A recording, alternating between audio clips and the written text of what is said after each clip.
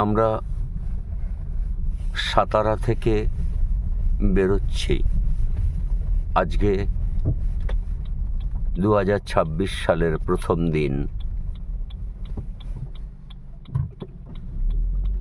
1 জানুয়ারি। হ্যাঁ, আমরা রয়েছি সাতারায়। সাতারা থেকে বেরোচ্ছি কারণ অনেক রকম সবটাই যে খুব মসৃণভাবে হচ্ছে তা না, অনেক কষ্ট করতে হচ্ছে। কারণ প্রতিবন্ধকতা বেশি।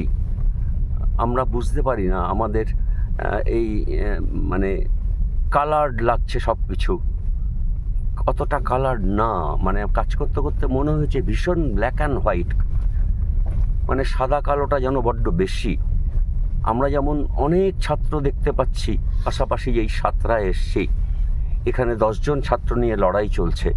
আমাদের চেষ্টা কিন্তু এটাকে 20-25-এ নিয়ে যাওয়ার।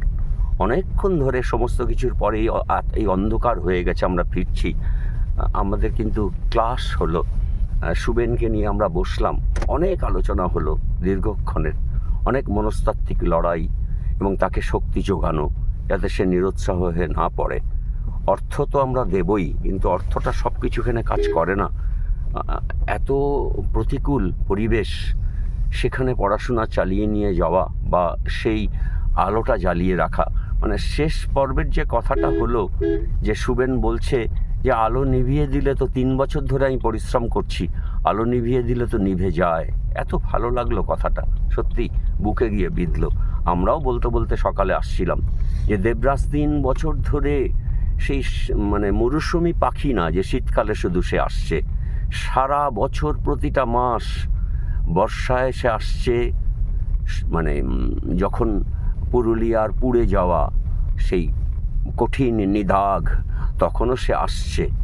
আর এই হাড় কাঁপানো শীতেও সে আসছে, সে 12 মাস আসছে। তার পরিশ্রম যেন বৃথা না যায়, আশা করি যাবে না। আমরা এই সাতারাতেও আমাদের আলোকবর্তিকা জ্বালিয়ে রাখবো, এটা আমাদের প্রতিজ্ঞা দিনের শেষের। আপনারা আমাদের পাশে আছেন, একদম অন্তরের কথা আপনাদের শেয়ার করছি। এ লড়াই কিন্তু ভীষণ অসম লড়াই এবং ব্ল্যাক অ্যান্ড হোয়াইট। সবাই ভালো থাকবেন, ধন্যবাদ।